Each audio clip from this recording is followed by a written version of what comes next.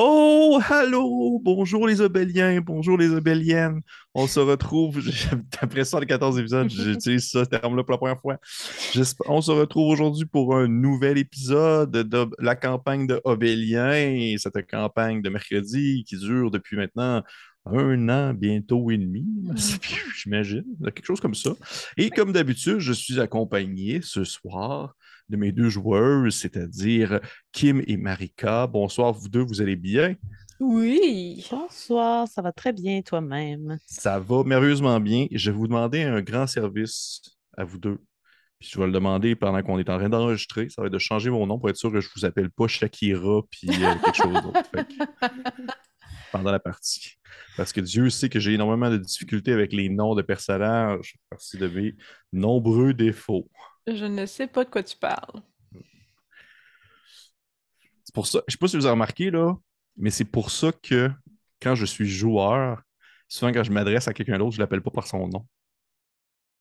Je vais souvent comme soit il trouver un surnom ou je vais faire comme juste des hey ou je vais pointer le personnage de puis je vais parler après parce que je suis jamais capable de me rappeler les noms. C'est pour ça. Vous en remarquerez la prochaine fois.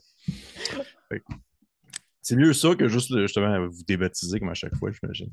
Fait que, hey, ce soir, épisode 74, on s'est laissé la dernière fois sur un épisode assez particulier. Mais avant de plonger dans l'aventure de ce soir, on m'a conseillé en fait de faire une petite publicité verbale de quelque chose qui est lancé maintenant sur Kickstarter depuis 2 jours environ. En tout cas, là, maintenant que je le dis, je suis obligé de faire ça maintenant, il y a 2 jours. Fait que le 22 août a été lancé, en fait, un Kickstarter que j'ai décidé de faire en tant que. Puis là, je l'ai dit aussi, puis je l'ai dit aussi dans la campagne de socio-financement, c'est important. C'est un peu comme un test qu'on fait pour comprendre un peu le fonctionnement des plateformes de socio-financement comme Kickstarter, mais en même temps, c'est un vrai projet parce que ça demeure qu'il y a vraiment quelque chose qui vient au bout du compte, mais le but, c'est d'un peu d'apprendre pour pouvoir la prochaine fois faire quelque chose d'encore plus gros. Mais fait que c'est ça, c'est une aventure que j'ai lancée, une aventure de OSE, Old School Essential, qui a été lancée en français ou en anglais selon votre langue de préférence. Et en fait, il s'agit de l'adaptation de l'aventure qui est disponible dans le volume 1 de Déjà mort, c'est-à-dire c'est la tanière des cauchemars et des sucreries de la troupe des sans-façons. Une aventure un peu qui met de l'avant une ambiance spoopy, c'est-à-dire quelque chose d'effrayant et de drôle en même temps. Donc, c'est un terme dans Urban Dictionary, vous allez voir. La phrase pour le décrire, c'est j'ai vu un fantôme débouler les marches, c'était très spoopy. Ouais, c'est Ce ça, qui est comme Spoopy ou Spooky? spoopy. Spooky. C'est parce que spooky, c'est comme effrayant, mais spoopy, c'est quelque chose d'effrayant et de drôle. Donc, c'est la spoopiness. Fait que c'est un peu vraiment le terme que j'ai accroché, dans Ouais. le fond, à l'aventure, qui est une aventure qui met de l'avant justement l'exploration d'une maison hantée organisée par une troupe de forains, mais qui s'avère finalement être réellement hantée. Donc, pour OSE, en français, qu'est-ce qu'il y a de drôle? Je regarde les exemples de Spoopy, puis là, ils disent un chien cute dans un costume de fantôme, avec Ben, un c'est drink sur ça. la tête. Ça, c'est Spoopy. Je suis Ben, comme, c'est ça. oh! Puis là, C'est j'ai une photo spoopy. de chien avec. Là, c'est pour ça que j'ai Ouais. ri. Parce que... Fait que c'est pour ça. Fait que l'aventure est spoopy. Elle est lancée dans le contexte du Zine Quest, qui est tout le mois d'août, en fait, qui est un période de l'année où est-ce que les gens, les créateurs indépendants mettent de l'avant des projets qu'ils ont faits et qui sont souvent à plus petite échelle que des grandes boîtes, on va dire. Donc, si jamais ça vous intéresse, vous irez voir. J'imagine qu'on pourrait mettre le lien vers la campagne dans, bien sûr, la description de la vidéo, j'imagine pour les personnes. Et si vous encouragez, si vous partagez, bien, je vous remercie d'avance beaucoup. Il y a quelques stretch goals de disponibles parce que si, admettons, on atteint le seuil de financement de base, j'avais quelques idées en tête qui pourraient être débloquées au courant de la campagne si jamais ça va bien. Et reste à voir pour la suite. Fait que, merci déjà d'avance. Merci d'avance pour les gens qui participent. Merci d'avance pour les gens qui vont partager ça. C'est très apprécié. Est-ce que vous avez quelque chose à rajouter là-dessus, mesdames? Bravo, Pépé. Oui, Bien joué. oui, Merci. on Après ça, est je vais pouvoir, fiers de toi. après ça, pour le prochain projet, je vais pouvoir tout vous montrer comment ça fonctionne, Kickstarter. Pour vrai, c'est vraiment une plateforme qui était. Je pensais que ça allait être plus compliqué que ça. Je m'attendais que ça soit complexe, mais finalement, là, 0 000 balles. C'est vraiment, vraiment, vraiment super facile à prendre en main. Fait que, on se lance dans l'aventure de ce soir, mais avant de débuter cette péripétie, on va bien sûr aller écouter notre petite intro et on revient après pour le petit récap du dernier épisode. Yes.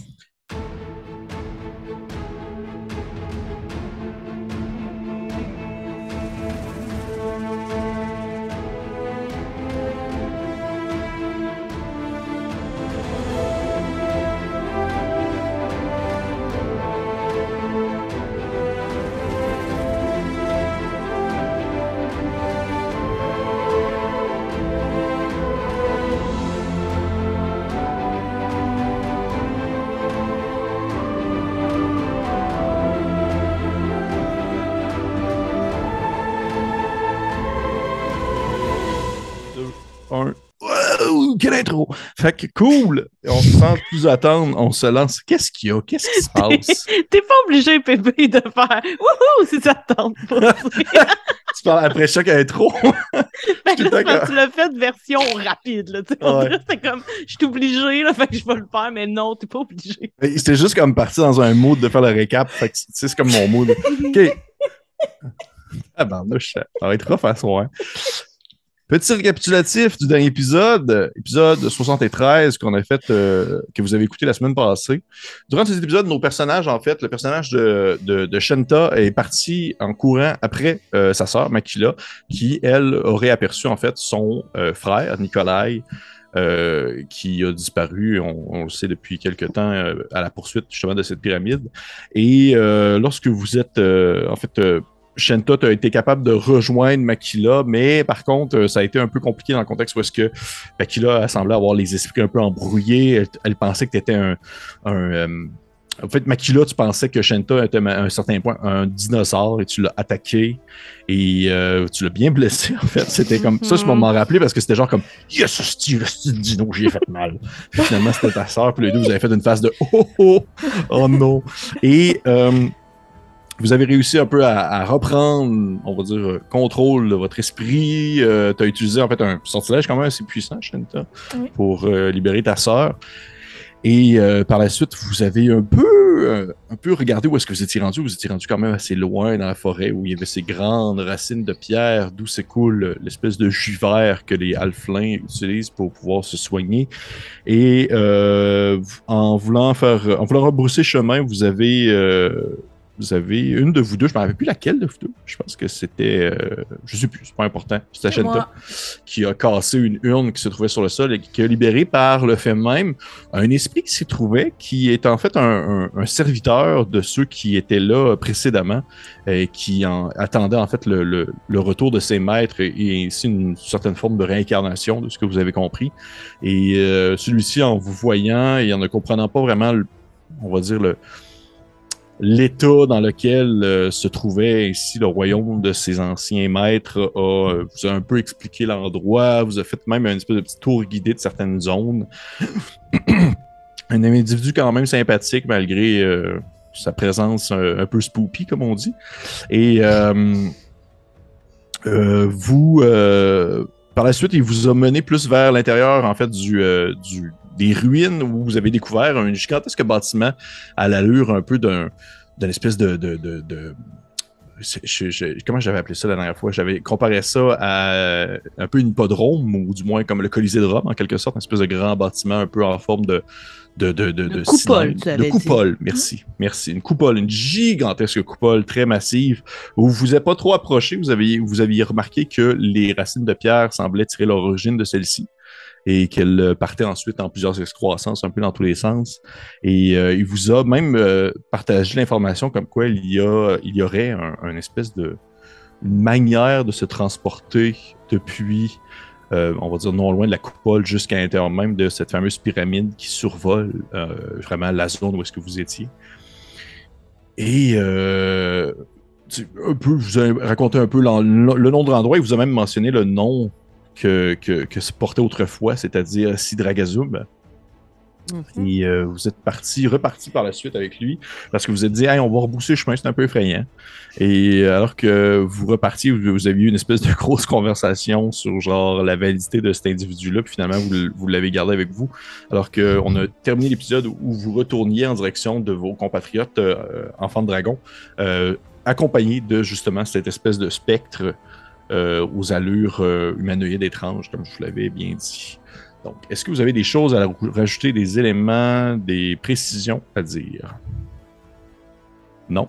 Ben, mis à part qu'il nous a vraiment donné beaucoup d'informations quand même là, sur Oui. l'endroit, là, Oui. dont le fait qu'il y avait des enclos avec des humains comme bétail, qu'il y avait des sangsues noirs qui tentaient de posséder des gens. Moi, là, pas vrai, comme Makila, elle a tout enregistré ça, puis elle est juste comme « What the fuck? » Comme moi, je veux m'en aller, c'était juste ça que je voulais faire. Puis elle sympathisait, comme tu l'as bien dit, là, avec le bon fantôme Spoopy, mais Makila était juste comme Mais c'est un esclave. Mais oui, on a appris de l'information. Tu dis serviteur, mais moi, je suis à dire c'est un esclave, là. Oui, c'est un esclave, Voilà. C'est pas la même chose. Voilà. Fait qu'on reprend ainsi l'aventure, mais par contre, parce que là, c'était le temps. C'était le temps de peut-être un dernier. On n'en reprendra pas où est-ce qu'on était exactement, mais plutôt à un autre endroit. Un autre endroit, une autre époque. Il y a de cela plusieurs années. À un moment où, je vous dirais, vous étiez, vous trois, c'est-à-dire Shenta, Makila et Nikolai, vous étiez un peu en quelque sorte très nomade, voyager regroupement par regroupement, où vous n'aviez pas nécessairement encore mis pied à terre pour un certain temps à l'Oasis, et vous faisiez un peu des affaires commerciales avec qui voulaient bien, que ce soit les satyres, que ce soit d'autres tribus du désert, que ce soit des villages environnants. Et c'était lors un de ces moments où vous deux, vous étiez partis ensemble pour une mission quelconque pour laquelle vous avez été engagés, quelconque, on va dire, travail qui n'a pas vraiment d'importance, sinon que c'est lorsque vous êtes revenu et que vous aviez en fait pris pied temporairement dans une espèce de campement dans le désert. Un de ces nombreux campements qui ne possède pas de nom, qui ne possède pas vraiment d'identité propre, sinon qu'il est très multiculturel dans le sens où est-ce que c'est plein de gens qui se sont retrouvés ensemble et qui ont fait genre, OK, hey, c'est bien plus sécuritaire d'être tout le monde ensemble, on va rester le même pour un bout de temps. Et c'était lors de cette mission, à votre retour, où vous vous attendiez à justement retrouver votre frère et toute cette espèce d'ambiance un peu festive d'un endroit où les gens ont quand même le cœur à la bonne place et l'esprit libre. Ou que, alors que vous vous attendiez à entendre justement le bruit des rires et de la fête, ça a été surtout un son, je dirais, très... En fait, ça a été surtout le silence qui vous a accueilli au moment où est-ce que vous commenciez à grimper certaines dunes qui vous permettaient d'avoir un visuel sur l'endroit en question. Et la première chose que vous avez vue tous les deux, c'était... En fait, c'est au travers de la nuit, parce que bien sûr, c'était lors de la nuit lorsque vous êtes revenus. C'est, je dirais, l'espèce de couleur un peu rougeâtre, jaunâtre des flammes qui viennent lécher un peu l'obscurité, alors que certains tentes ou certains charrettes sont en résidus un peu brisés sur le côté, cassés, en flammes, et que vous entendez en fait, non pas justement le rire des gens, mais plutôt le silence d'une mort certaine. Et on peut s'imaginer, en fait, je prends un peu l'espèce de contrôle de ce moment narratif-là, mais si vous me dites non, on décide d'y aller en marchant, ben ok. Mais je prends en considération que vous courez, en fait, jusqu'à l'endroit où se trouvait justement le campement ainsi que votre frère. Et au travers des débris, au travers des cadavres qui jonchent encore sur le sol, vous voyez que ceux qui demeurent sur le sol, les restes humanoïdes nombreux ce sont vraiment ceux qui sont très, très, très, je dirais, démolis, détruits, charcutés, vraiment des personnes qui ont été comme découpés, qui ont été déchirés en deux ou même en plusieurs morceaux. C'est pas comme juste quelqu'un qui est mort sur le côté avec un coup d'épée dans les côtes, là, non. Ceux qui sont présents sur le sol, c'est vraiment ceux qui ont été comme défaits comme en petites chapelures. Et alors que vous êtes en train de fouiller pour trouver des réponses aux nombreuses questions que vous pourriez avoir à ce moment-là. Il y a, on peut imaginer comme une main qui se lève peut-être au travers des débris, une espèce de main un peu fripée d'un marchand que vous reconnaissez qui est comme un peu caché, pris en dessous d'une tente qui se serait comme effondrée sur lui. Et vous l'entendez comme murmurer une espèce de « À l'aide, à l'aide! » Et alors, encore une fois, à moins que vous me dites non, on le laisse crever là, je prends en considération que vous allez le sauver. Moi, est-ce que vous le sortez de son espèce d'emprise, son espèce de... Vous voyez que c'est vraiment ça qui lui a sauvé la vie, en fait, c'est le fait d'être prisonnier en dessous de cette tente-là qui lui a permis de se cacher, si on veut, des personnes qui ont démoli le campement. On peut s'imaginer une espèce de passage du temps, mais pas vraiment comme des journées ou des semaines, mais plus vraiment comme un simple cycle d'une journée, alors que la lune tranquillement disparaît à l'horizon pour laisser apparaître le soleil à l'autre horizon qui monte tranquillement et que l'ambiance devient un peu bleutée d'une journée de matin qui débute. Et on peut vous retrouver ainsi, vous deux, assis face à ce vieil homme que vous avez sorti sous les débris, qui est vêtu vraiment une espèce de vieux marchand assez typique là, qui voyage dans le désert avec ses montures et sa marchandise et qui est habillé d'une espèce de grande toche, une grande toge assez éparse pour faire passer l'air. Il est comme assis en petit bonhomme devant un petit feu que vous maintenez, un feu qui est fait des restes on va dire de soit de morceaux de tente ou encore d'objets qui permettaient de se déplacer, là, que ce soit une charrette ou autre. Et vous vous réchauffez ainsi alors que la nuit, bien sûr, est très fraîche et que le soleil, tranquillement, justement, commence à apparaître pour pouvoir faire réchauffer un peu vos os meurtris. Et cet homme en question, c'est la dernière fois, en fait, que vous avez entendu parler de votre frère. C'est ce marchand humain, ce louac que vous connaissez, qui vous a un peu raconté qu'est-ce qui s'était passé. Il vous a dit qu'en fait que votre frère revenait d'une expédition menant à l'excavation d'une mine de fer à quelques jours de marche d'ici, tout simplement. Les travailleurs étaient tombés sur des salles effondrées, un ancien bâtiment datant d'une époque que personne ne pouvait réellement estimer l'âge. Votre frère, comme bon nombre des gens désireux, se sont mis en tête d'aller investiguer l'endroit et espérer en trouver peut-être des objets de valeur, peut-être. Et au final, c'est ce qu'ils ont trouvé. Ils sont revenus quelques jours plus tard, la charrette remplie sur le point d'éclater sur le poids des nombreux artefacts qu'ils ont ramenés. C'est la nuit tombée que finalement la menace est arrivée. Des créatures aux allures de hyènes, marchant sur deux jambes, maniant des armes. Puis on pensait peut-être que c'était juste ça. Puis on croyait finalement que c'était un grand nuage qui obstruait la Lune, mais ils se sont vite rendus compte que cette espèce de formation nuageuse se déplaçait trop rapidement et que sa forme pyramidale venait même à cacher les constellations. Et c'est à ce moment-là que le vieil homme a repris conscience, en fait, de sous les débris, puis il a eu le temps d'apercevoir votre frère, encore en vie, poursuivre ses bêtes et la grande construction volante. Il ne sait pas s'il y a quelque chose qui l'empêchait d'entendre ses appels à l'aide ou si une autre raison l'empêchait de lui répondre. Mais il est parti après eux, déterminé et bien vivant, laissant derrière lui en fait les corps des nombreuses personnes qu'il a côtoyées des dernières semaines, ainsi que ses sœurs qui étaient parties pour une autre mission. Et c'est la dernière fois en fait que vous avez entendu parler de votre frère, que vous avez peut-être appris au fil du temps l'existence de cette pyramide volante, l'existence de la menace qu'elle peut représenter. C'est la première fois que vous en entendiez parler, parce qu'habituellement, les gens ne survivent pas assez longtemps pour en parler s'ils se trouvent assez proches d'elle. Mais c'est ce qui est arrivé cette fois-là.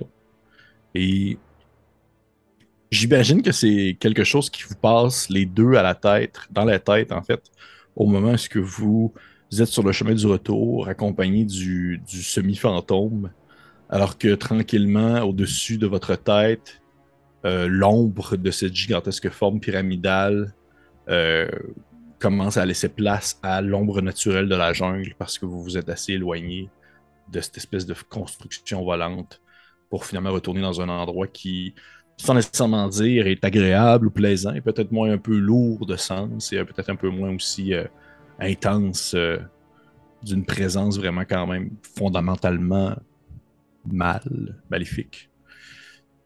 Donc, vous êtes les 3, plutôt les 2 et demi, en marchant du moins en direction de en direction de votre groupe, les enfants de dragon.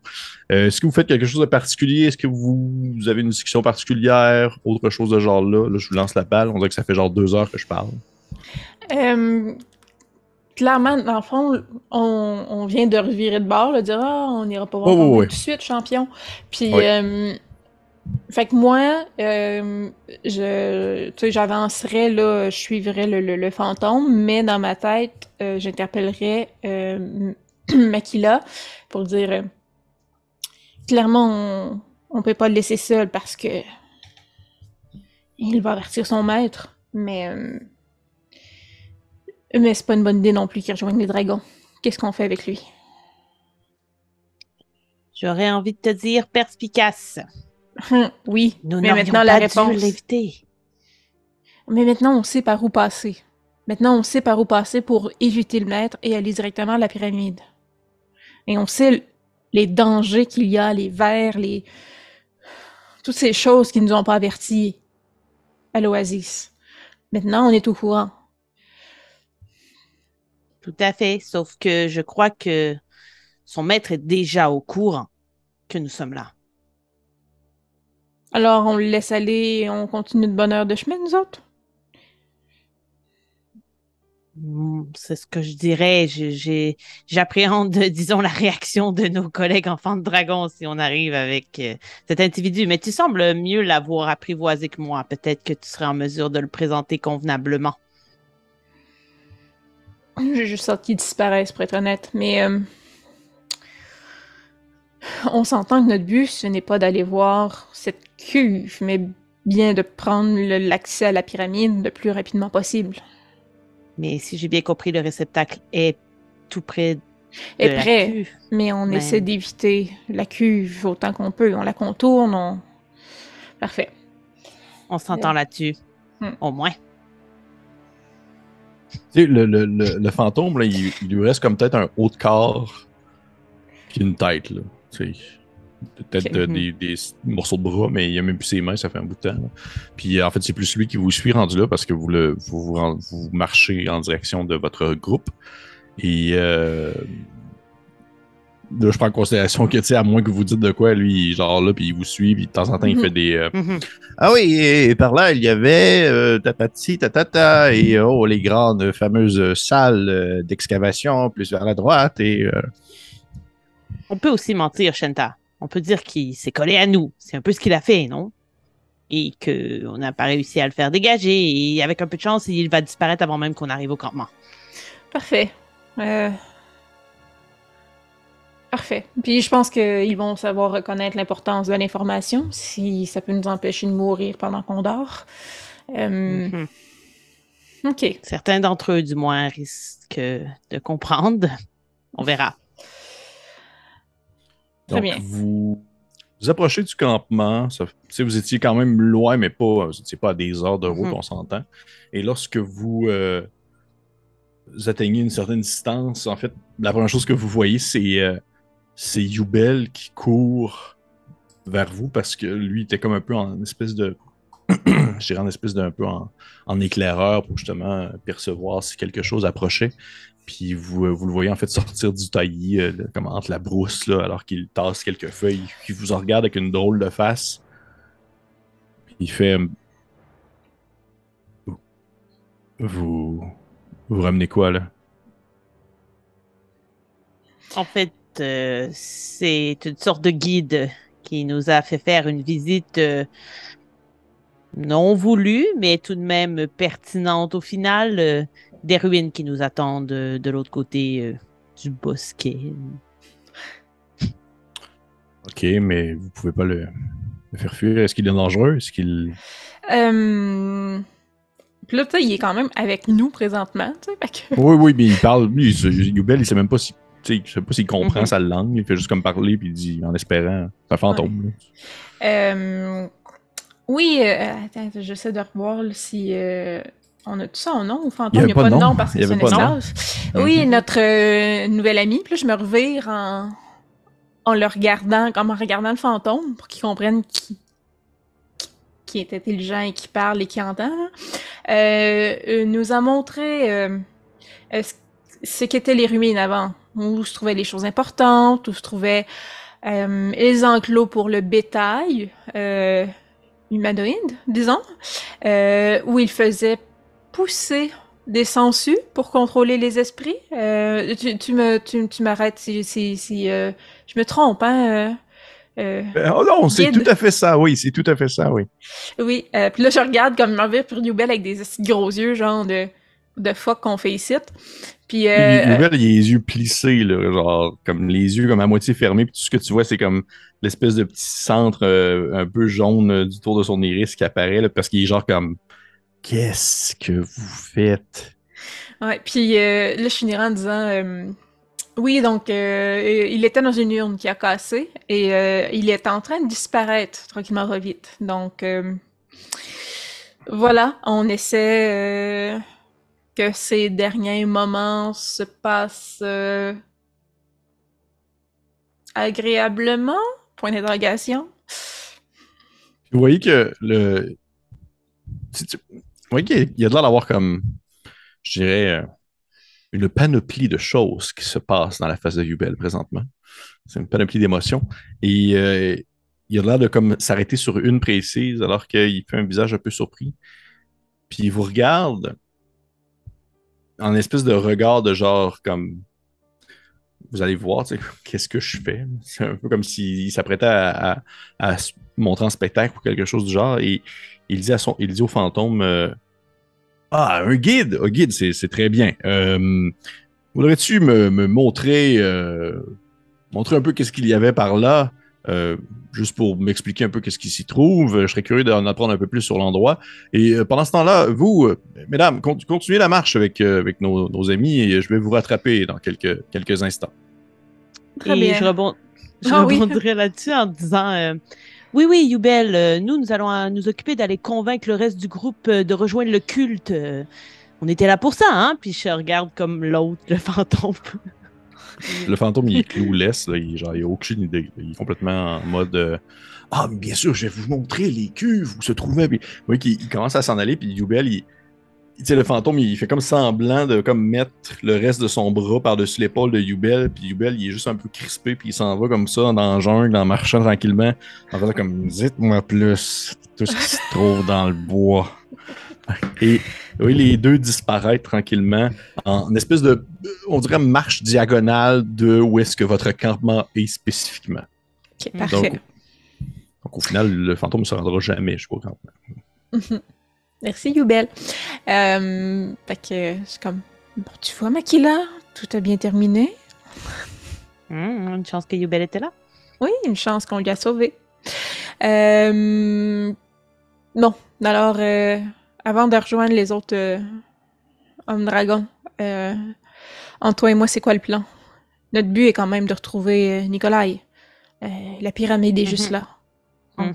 Penses-tu qu'il est dans la pyramide? Je suis persuadée qu'il est dans la pyramide, donc je ne mentirai pas que je voudrais effectivement y aller tout de suite, mais un petit dodo, ça serait pas trop. Effectivement, je pense que tu as pas très bien dormi. Hein? Parfait. Allons rejoindre les hommes dragons et dormons alors qu'ils surveillent l'endroit. Parfait. Il faudra quand même tout leur raconter avant de partir. Oui. Très bien. Okay. Ouais. Fait que vous allez rejoindre les hommes dragons. Vous voyez qu'ils sont tous là un peu. Il y en a qui étaient un peu sur le garde à vous en attendant justement le retour de soit vous ou Youbel. Et au moment où vous arrivez, papa qui est comme en train de faire. Il est comme en train de manger ça ressemble comme de la viande un peu séchée. Puis il vous regarde avec son grand sourire de salamandre. Il dit ah, il dit, vous êtes là, mais qu'est-ce qui s'est passé? Vous êtes parti en pleine nuit pendant que nous étions en train de dormir. Je crois que Makila a fait un mauvais rêve. Elle avait besoin d'air. Mais nous sommes de retour. Et vous êtes parti loin dans les bois? Est-ce que vous êtes rapproché des ruines? C'est que le rêve nous a attirés plus loin qu'on le pensait. Et disons que cette exploration nocturne a été plutôt fructueuse au niveau des informations que nous avons pu obtenir. Pour faire longue histoire courte, nous avons rencontré un spectre qui travaillait ici autrefois, au service d'un maître Sidragazum, si je ne m'abuse, qui était grand maître. Il apportait soin, guérison, mais qui mangeait aussi les esprits. Alors on comprend que c'est probablement lui encore qui crée ce liquide jaune qui guérit, mais qu'à la fois contrôle les esprits des gens. Il nous a conté l'importance d'unifier le territoire barbare, éliminer tout conflit, et de ce que je comprends, ça se faisait en contrôlant tout le monde. Ensuite, il nous a montré un peu plus comment les ruines fonctionnaient, qu'est-ce qui était où il mangeait des humanoïdes, et on sait que les maîtres avaient grand besoin d'humidité. Peut-être la jungle a été créée pour conserver cette humidité, je ne sais pas. Mais donc voilà, on sait aussi que l'entrée de la pyramide n'est pas très loin d'une grande coupole où réside le 10 mètres actuellement.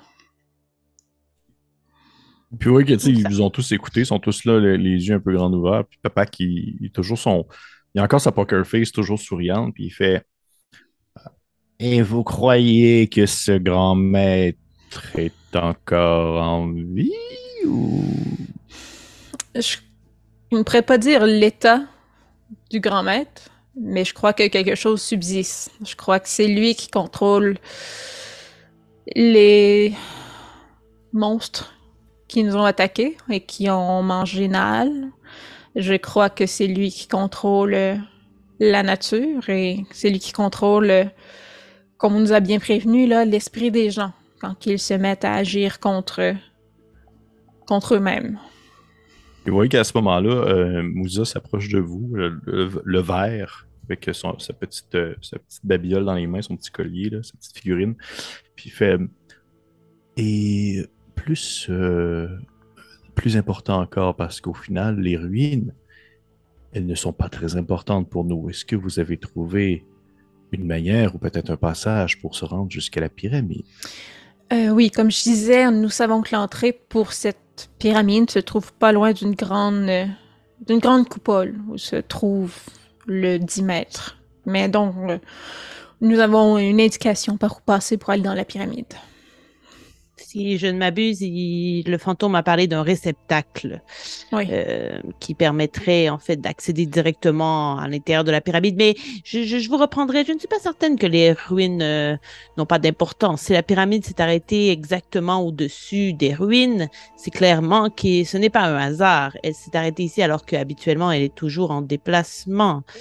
Et pour l'état du maître, je suis pas très certaine de vouloir utiliser ce mot-là. J'ai l'impression qu'il est en latence, puisque le fantôme semblait dire que les êtres qui vivent est un grand mot, dans les vases, attendent le retour ou l'appel. Donc apparemment, c'est la créature ou le maître ou n'est pas encore prêt. Oui. Vous voyez, Mosen se lève debout, espèce de grand bronze, puis joue de ses 8 pieds et plus. Il vous regarde, puis on dirait que c'est un peu veut pas, ça demeure un peu l'espèce de grand idiot du groupe, mais malgré tout, il fait ce serait 2 pour 1 de s'y aller dans la pyramide et s'en occuper. La pyramide tombe sur les ruines. Et tout le monde est content. Je crois que vous avez bien élaboré un bon plan, Mosen. Je vois papa qui est genre comme oh mon Dieu, Seigneur, ce gars-là. mais je ne suis pas certaine que Makila et moi nous entendons sur cette conclusion, mais pour ma part, ces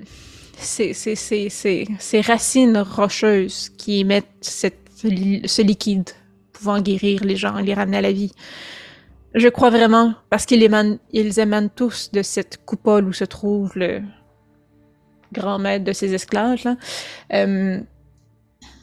Je ne suis pas certaine que c'est sécuritaire. Je crois qu'en prenant ce liquide, il y a des chances d'absorber une partie du maître ou qu'il contrôle, lorsque le moment sera venu, tous ceux qui auront bu ce liquide.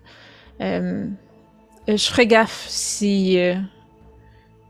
avant d'avoir plus d'informations sur ce que sont ces roches racines. Ceux qui font... Papa qui fait... Mais si vous le dites, je n'avais pas l'intention, mais de ce que vous m'avez raconté, pour l'instant, la seule personne qui semble en avoir bu réellement, c'est Yubel. Oui, alors vous comprenez un peu mon intention. Donc, vous souhaitez que nous lui partageons le moins d'informations possible à son retour? D'ailleurs, il est parti où, lui? Il est parti de s'occuper de notre guide. Et concernant son allégeance, ou du moins les informations qu'il peut transmettre, est-ce que vous pensiez que nous devrions le garder dans le flou? Je ne sais pas. Je ne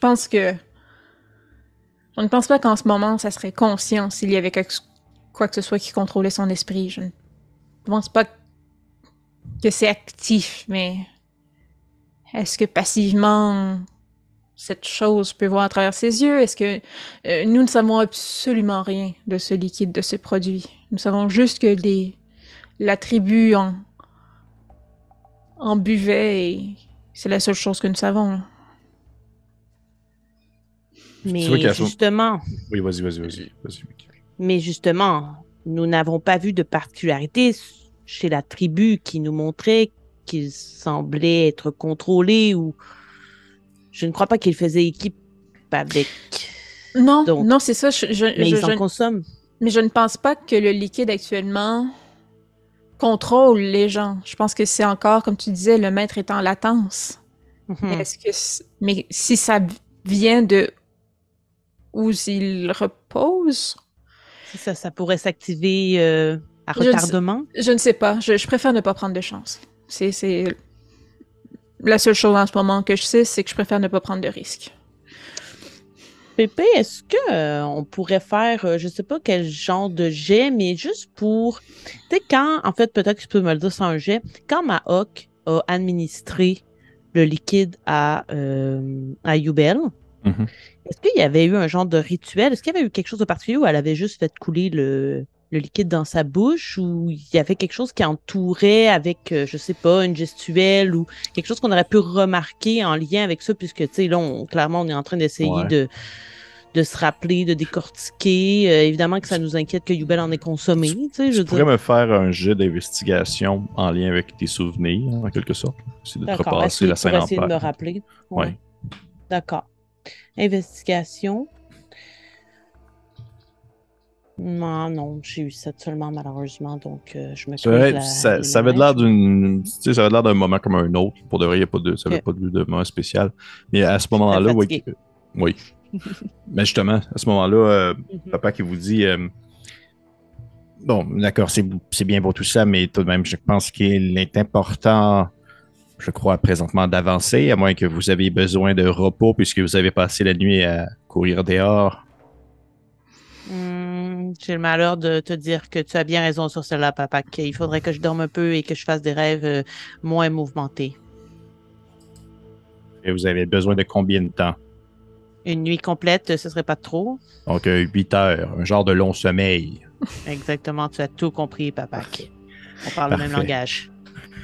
Il fait 8 heures. Et tu sais, les autres se regardent, sont genre 8 heures.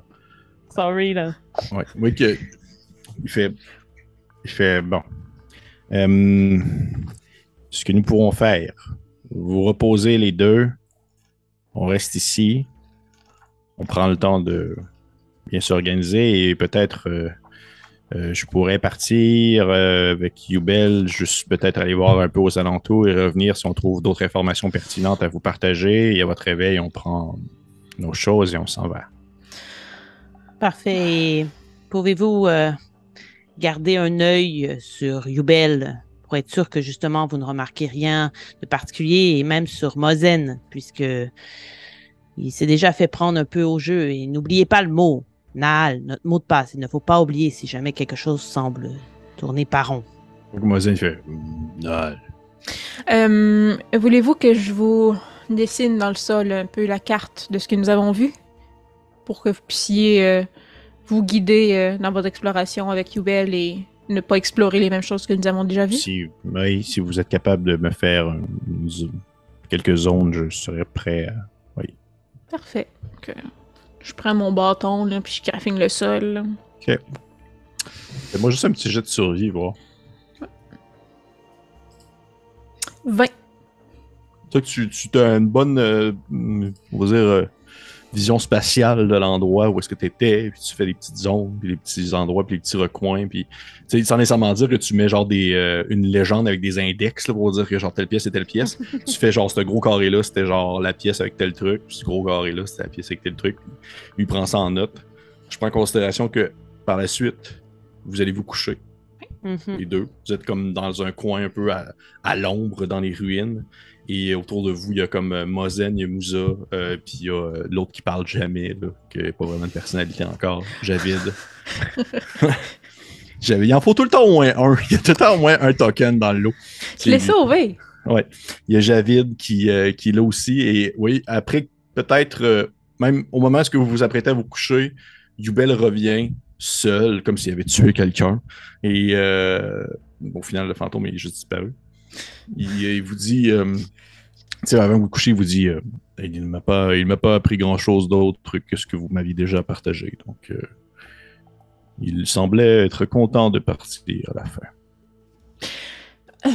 Yubel, est-ce que vous étiez avec les gens qui nous ont donné cette mission? Oui. Est-ce que certaines de ces choses vous rappellent des informations que vous connaissiez déjà? Qu'est-ce que vous voulez dire? Toute cette histoire de contrôle des esprits, de verre, de manger de l'être humain, de... Écoutez, je vais pas vous faire mon pédigré complet, mais au courant des dernières semaines, j'ai vu des choses plutôt étranges, oui. J'ai une amie qui a été justement prise en possession par ces fameux vers, comme vous le dites. J'en avais trouvé moi-même sous les souterrains de la Faille, une ville plus loin à l'ouest. Et ça serait pas mal ça. Mais je veux dire, j'avais commencé à étudier un peu les différentes possibilités, mais j'avais pas vu l'étendue non plus des capacités de ces créatures ou de ces espèces d'armes biologiques, si on veut. Vous dites qu'il y avait d'autres de ces vers dans une ville dans l'ouest. Puis là, j'ai aucune idée si vous la faire, là, je sais dire. Croyez-vous qu'il y a d'autres de ces... Parce qu'il nous parlait, ce guide, que le maître avait d'autres compagnons, il n'était pas seul. Alors croyez-vous qu'un autre de ces maîtres est en latence dans cette faille? Absolument. Oh oui, c'est ce que je crois. C'est ce que le groupe avec qui j'étais avant que je me passe envoyer sur votre mission, ceux qui ont disparu tout simplement.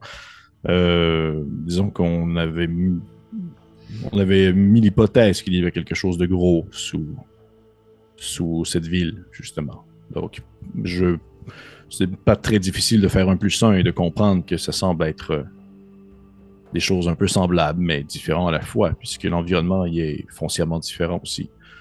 Comme n'importe quelle ville, au final. Ils sont tous un peu semblables, mais en même temps, on remarque les petits détails qui s'y diversent. Et votre ami qui s'est fait posséder par ce ver, cette sangsue, qu'est-ce qui est arrivé au final? Il s'en est sorti? Oui. Oui, ça fait... il y a eu une espèce d'opération, en quelque sorte, comme si on avait une autre créature avec nous, Grain Blanc, qui se nommait une espèce de tricrine, je crois, cette espèce de créature insectoïde, est dans un échange un peu mental, comme ces créatures semblent pouvoir le faire. Il a un peu forcé celle-ci à sortir du corps de mon ami et c'était le moment idéal pour pouvoir le mettre à mort, en quelque sorte. Donc, ce n'est pas impossible de s'en débarrasser. C'était tout de même une bonne nouvelle, malgré ce moment très traumatique. OK. Et dernière information avant que nous dormions. Le guide nous a aussi dit que cette pyramide est le tombeau de Kama, qui est une femme qui embrassait les agissements des maîtres, mais qu'elle ne voulait plus participer à l'unification. Donc, c'est pourquoi elle a été mise à l'écart dans cette pyramide. Donc, est-ce que son opinion a encore changé?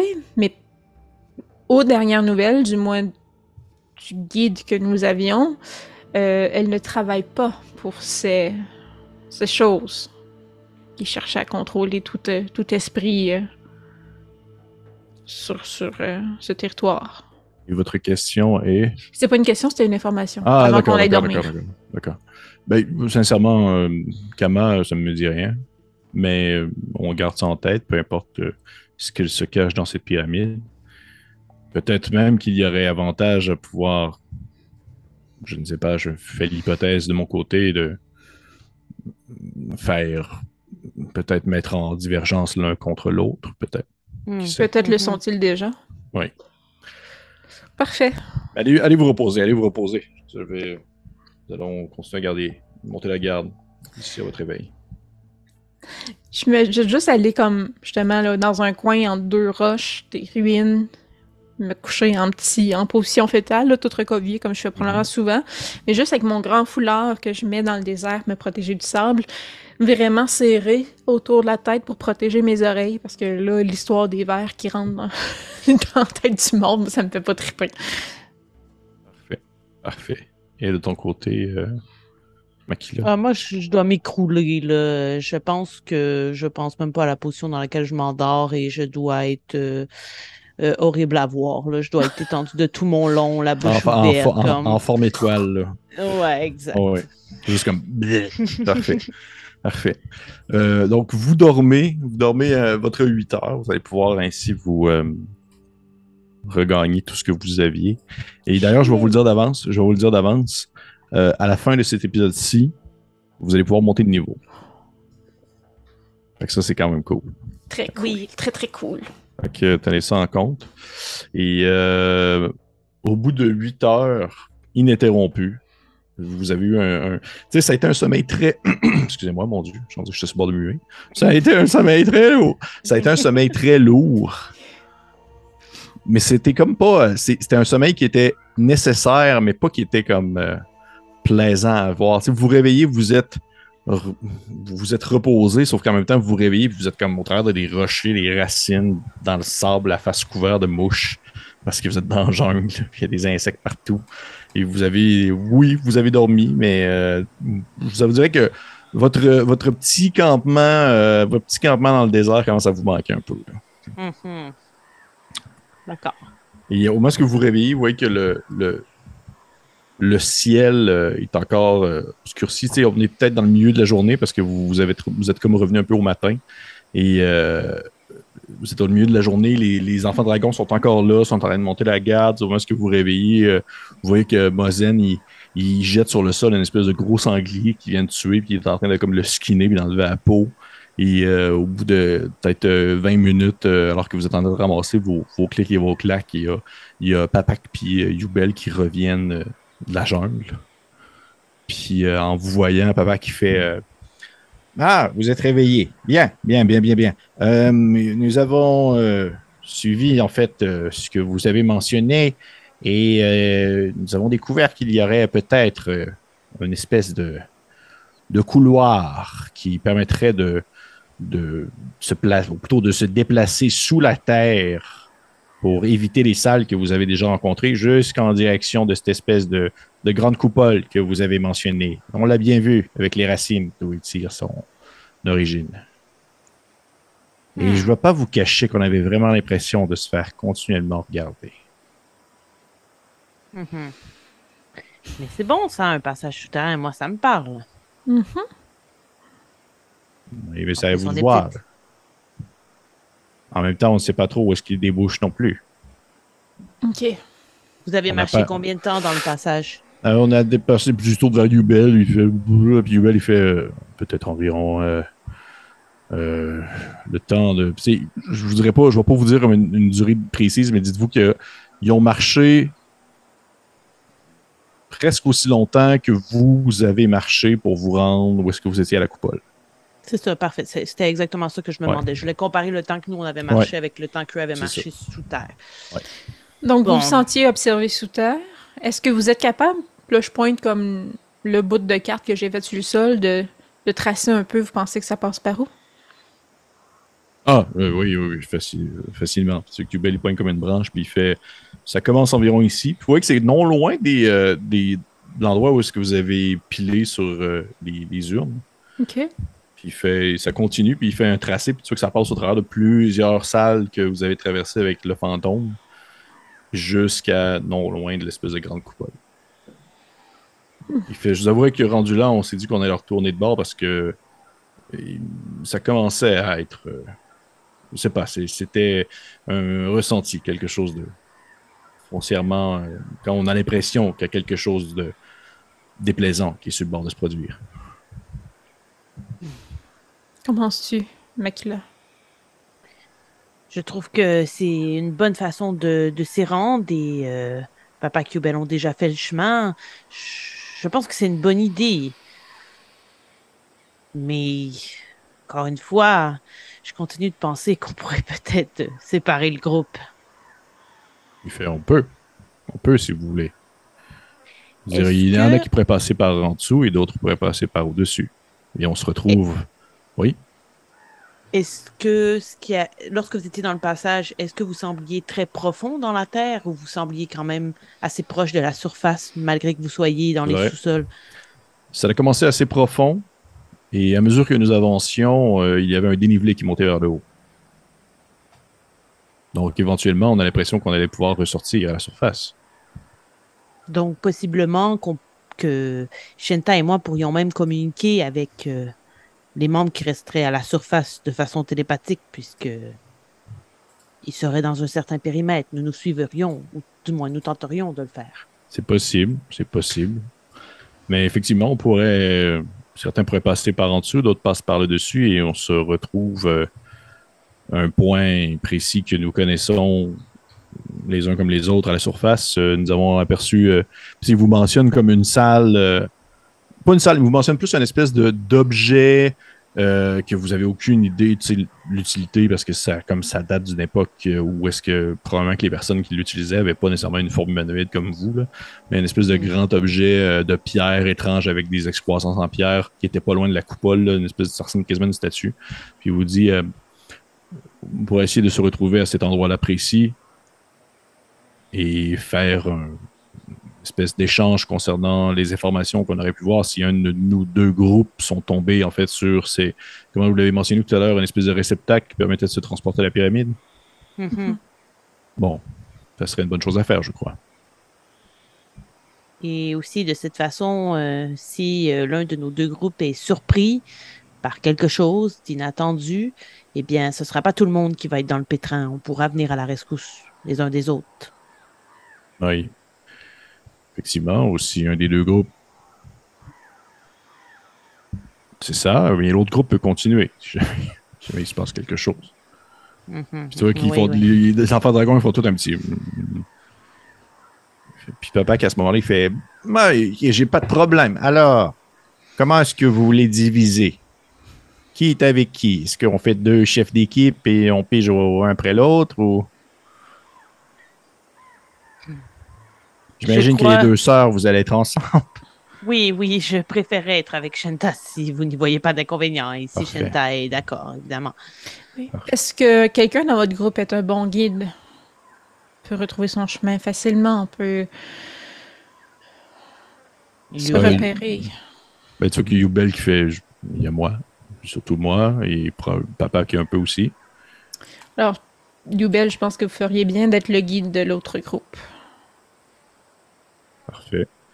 Puis ça, Papa, à ce moment-là, il fait étant un de ceux qui possèdent quelques talents de soins, je conseillerais peut-être à Moussa d'aller avec vous. Et moi, je continuerai avec Youbel en hauteur. Je suis d'accord. D'accord. Et je crois que nous devrions prendre Mozen dans les souterrains. Et Javid va avec vous? Oui. Est-ce que Mozen passe dans les souterrains? Ceux qui se tournent vers Mozen, puis ils se tournent vers Youbel, puis les deux se regardent, puis ils font ouais. Il devrait, ça devrait. Ok, Mozen, donc, il fait comme. si je comprends bien, Papak, Javid, Youbel en haut, Makila, Mozen, Moussa et moi en bas. Oui. Puis tu sais qu'à ce moment-là, Youbel, il fait. Oui, je pense que c'est un bon plan. De plus que vous avez avec vous, probablement le moins subtil du groupe. Donc, Oui. déjà avantageux. Et je crois que à nous deux, Moussa et moi, si Mozen votre esprit s'égare encore, nous pourrons vous aider. C'est que Mozen, il fait juste comme hocher de la tête en silence. Puis à ce moment-là, Papa qui fait eh bien, allons-y. Allons-y, on n'a plus rien à attendre. Il dit, ça fait déjà un bon bout de temps que nous sommes ici. Est-ce que. Donc, nous pourrions marcher ensemble jusqu'à l'entrée des ruines, ou du moins jusqu'à l'entrée du tunnel. Et à ce moment-là, nous allons nous séparer, puisque vous ne savez pas spécifiquement il est où. Parfait. Tout à fait. Donc, vous reprenez vos affaires, vous reprenez tout ce que vous avez, vous le relevez quand. Vous voyez que vous laissez derrière vous pas grand-chose, excepté un sanglier sans peau. Mozen a gardé ça comme sur lui. Et vous commencez à vous enfoncer dans la jungle. Une jungle qui, à la lumière du jour, est un brin moins inquiétante, même si elle demeure très épaisse et très opaque. Et alors que autour de vous, tranquillement, les ruines recommencent à se voir et à se faire sentir même. Vous revoyez soudainement la présence de plus en plus de ces longues tiges, ces longues racines de pierre qui zigzaguent, qui forment des effets de vagues, accoudées sur des morceaux de bois, sur des branches et tout. Et même à certains points, vous recommencez à voir justement ces fondations de nombreux bâtiments qui autrefois devaient être gigantesques, mais qui maintenant ne sont que ruines. Et peut-être au bout de 30 minutes, 45 minutes, vous voyez que vous arrêtez de marcher. Là. Ça a été quand même... je dirais qu'étonnamment, le rythme était quand même assez bon, assez bien, parce que la présence des ruines rend, on va dire, la végétation, oui, très épaisse, mais un peu plus traversable. Et au bout de ces 45 minutes-là, Youbel et Papak s'arrêtent, puis les deux se regardent, puis ils se penchent vers le sol, puis ils tassent une espèce de... Ça ressemble presque à une plaque de métal, ou du moins comme une plaque de pierre très, très, très fine, qu'il tasse un peu, les doigts en poussant, une espèce de plaque ronde, révélant ainsi un genre de tunnel qui tombe en premier lieu à la verticale, mais qui rapidement a une forme un peu en diagonale, puis qui continue ensuite à l'horizontale. C'est quand même un gros trou. Là. Pour vrai, vous vous demandez si Mozen pouvait rentrer dedans, il peut facilement passer à l'intérieur. D'accord. Shanta, est-ce que tu voudrais être la première? J'aurais tendance à dire que je te laisserais faire la marche puisque c'est le rôle que tu incarnes habituellement. Là. Je vous rappelle que, par défaut, vous ne voyez pas dans le noir. Oui, ça, j'allais dire, là, ça doit être assez sombre. Fait Oui. que, là, j'ouvre ma feuille de personnage parce que je l'ai perdu dans toutes mes pages. Je regarde son spell de quel niveau parce que je prendrais vision dans le noir. Je vais le mettre sur moi parce que je suis en avant. Tu peux-tu mettre sur quelqu'un d'autre si tu le lances plus haut niveau? Je regarde si je peux pas le lancer plus haut niveau, ce sort-là. Question méta, est-ce que les enfants dragons, eux, ils voient dans le noir? Les Dragonborn ne voient pas dans le noir. OK. Vous êtes étrangement deux des races qui ne voient pas dans le noir, alors que genre, quasiment le reste du bestiaire voit dans le noir. Ouais. J'ai envie de me demander si je le donnerais pas à Makila aussi. On a clairement une torche, non? Oui, vous avez tout l'équipement nécessaire pour pouvoir Moi, vous c'est plus apaiser. parce que je me dis si. Moi, je peux prendre un peu d'avance pour comme frayer le chemin, puis à la limite, je garde contact avec toi. Puis si toi, si éventuellement tu veux comme partir solo pour prendre quelqu'un en Ouais, je comprends. souricière, ça, tu sais, toi aussi, ça pourrait être utile. Fait que moi, je peux Puis comme je voir pourrais s'il y a des fermer la dangers. marche. C'est ça, moi, je peux parler avec toi dans notre tête pour garder ça subtil pendant que vous êtes à l'arrière avec la torche. Puis éventuellement, si toi, t'as besoin d'aller te cacher, ben, t'es pas prêt avec une torche qui t'éclaire. Fait que je le mettrai sur toi aussi. Fait qu'on est bonne pour 8 heures. Puis on Ça, met, c'est pas concentration. puis on met Moussa Bimozen entre nous deux, dans le fond. Parce Oui. qu'il faut marcher à la queue leu, j'imagine. Non, c'est assez large que vous Non? pourriez être exemple Ah, côte à côte. OK. Bon, Ok. je sais pas si tu préfères qu'il y ait une torche, justement. Puis moi, je suis assez loin en avant pour... Ouais. OK, Puis parfait. moi, je prendrais une petite distance en arrière, mais pas trop non plus. Là. OK. Et vous voyez qu'à ce moment-là, ce que fait Moussa, c'est qu'il ne fait que toucher son espèce de sa petite idole en pierre. Celle-ci se met à illuminer d'une espèce de lueur un peu rougeâtre. Parce que c'est le sort lumière qui est comme le sort le plus basique des prêtres. Parfait. Donc, à moins que quelqu'un ait une objection, allons-y. Fait que Papak puis Yubel vous regardent avec ce cher Javid qui ne fait que hocher de la tête. Et Yubel, il vous dit on se retrouve de l'autre côté et s'il y a quoi que ce soit, tentez de communiquer avec un de nous. Parfait. Tout à fait. Bonne chance. Bonne chance. Bonne chance à vous aussi. Donc, il s'éloigne.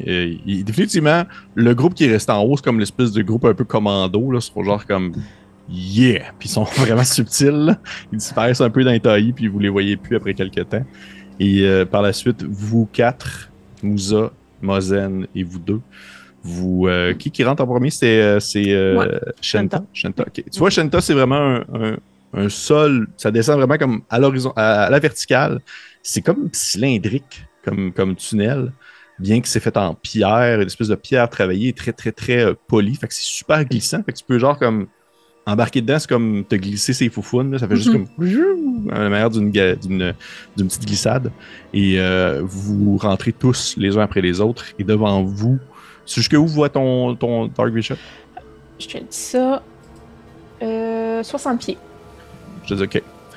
Je te dirais qu'au bout de 60 pieds, tout ce que tu vois devant toi, c'est un long tunnel cylindrique, assez large.